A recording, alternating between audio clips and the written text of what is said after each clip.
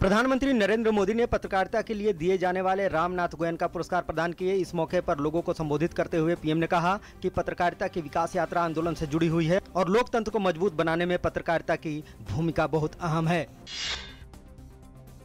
जम्मू कश्मीर में पाक की ओर से गोलाबारी का भारत ने दिया कड़ा जवाब। बड़ी संख्या में पाकिस्तानी सैनिकों को किया ढेर, 14 चौकियों को भी किया तबाह। पाक गोलाबारी में 8 नागरिकों की मौत, कई घायल। गृह मंत्री राजनाथ सिंह ने की उच्च स्तरीय बैठक। पाकिस्तान लगातार संघर्ष विराम का उल्लंघन कर रहा है। सीमा पार से गोलाबारी में वह लगातार रिहायशी बस्तियों को निशाना बना रहा है। वहीं सीमा सुरक्षा बल के जवान भी पाकिस्तान को मुंहतोड़ जवाब दे रहे हैं। बीएसएफ के महानिरीक्षक डीके उपाध्याय ने बताया कि भारत हमले के दौरान मानवाधिकारों का पूरा ध्यान रख रहा है। पाकिस्तान के लिए जासूसी मामले में और खुलासा। पूर्व पाक उच्चायुक्त कर्मी महमूद अख्तर ने पूछताछ में दिल्ली में कार्यरत 16 और पाक उच्चायुक्त कर्मियों के जासूसी मामले में संलिप्त होने का किया खुलासा। जम्मू कश्मीर के उप मुख्यमंत्री निर्मल सिंह ने कहा, भारतीय सेना के सर्जिकल स्ट्राइक के बाद बौखला गया है पाकिस्तान। कूटनीतिक संबंधों को लेकर वियना समझौते का उल्लंघन कर रहा है पाकिस्तान। तेल और गैस के आयात पर निर्भरता कम करने के लिए प्रधानमंत्री ने गृह और पेट्रोलियम मंत्री समेत विभिन्न मंत्रियों के साथ की उच्च स्तरीय बैठक। पेट्रोलियम मंत्रालय ने रणनीतियों का किया जिक्र। प्रधानमंत्री आवास योजना के तहत शहरी गरीबों को किफायती मकान उपलब्ध कराने के लिए सरकार ने तेज किए प्रयास। कल से ऑनलाइन आवेदन जमा कराने के लिए आवास और शहरी गरीबी उन्मूलन मंत्रालय और सूचना प्रौद्योगिकी मंत्रालय के बीच समझौते पर हस्ताक्षर।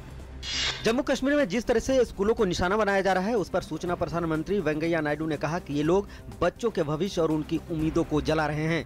इसके साथ ही उन्होंने कहा कि पाकिस्तान की इन हरकतों से हम विचलित नहीं होंगे। इसके अलावा मध्य प्रदेश में इनकाउंटर में मारे गए सिमी कार्यकर्ताओं को लेकर जिस तरह की राजनीति हो रही है, उसको लेकर वेंकैया नायडू ने कहा कि ये गलत है कि लोग वोट बैंक की खातिर इस तरह की राजनीति कर रहे हैं।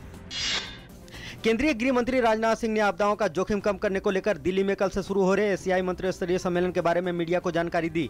2015 में स्वीकृत सेंडई फ्रेमवर्क के बाद ये पहला प्रमुख अंतर सरकारी आयोजन है। सेंडई फ्रेमवर्क 2015 के बाद के विकास के लिए पहला प्रमुख समझौता है।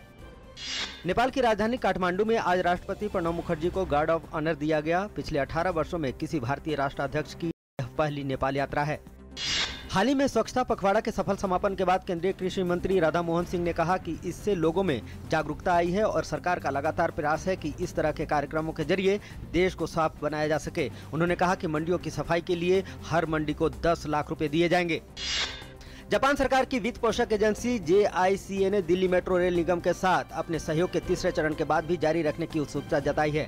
जापान इंटरनेशनल कोऑपरेशन एजेंसी के भारतीय कार्यालय के मुख्य प्रतिनिधि टाकेमा साकामोतो ने कहा कि यहां सार्वजनिक परिवहन के लिए व्यापक क्षमता विस्तार की जरूरत है और एजेंसी दिल्ली मेट्रो के साथ आगे के सहयोग के बारे में बातचीत करने की इच्छुक है। CBEC के अध्यक्ष नजीब शाह ने उदयपुर में पकड़ी गई मैड्रिक्स ड्रग्स पर बोलते हुए कहा कि यह मुंबई पुलिस और BSF द्वारा किया गया संयुक्त प्रयास था जिसमें उन्हें पकड़ना संभव हो पाया। DRI के टीम ने लगभग 25 मीट्रिक टन ड्रग्स की खेप पकड़ी है जिसकी कीमत अंतर्राष्ट्रीय बाजार में लगभग कई हजार करोड़ों में है। सुलभ इंटरनेशनल के संस्थापक बिंदेश्वरी पाठक बने भारतीय रेल के ब्रांड एम्बेसडर। शौचालय निर्माण के लिए चर्चित बिंदेश्वरी पाठक को स्वच्छ रेल अभियान का हिस्सा बनाकर भारतीय रेल ने मुसाफिरों को बेहतरीन सुविधा देने की कोशिश की है। इंग्लैंड के खिलाफ 5 मैचों की श्रृंखला के पहले 2 टेस्ट मैचों के लिए भारतीय क्रिकेट टीम का हुआ ऐलान। ईशांत शर्मा, गौतम गंभीर की टीम में वापसी। हार्दिक पांड्या नया चेहरा। 9 नवंबर से शुरू होगी टेस्ट श्रृंखला।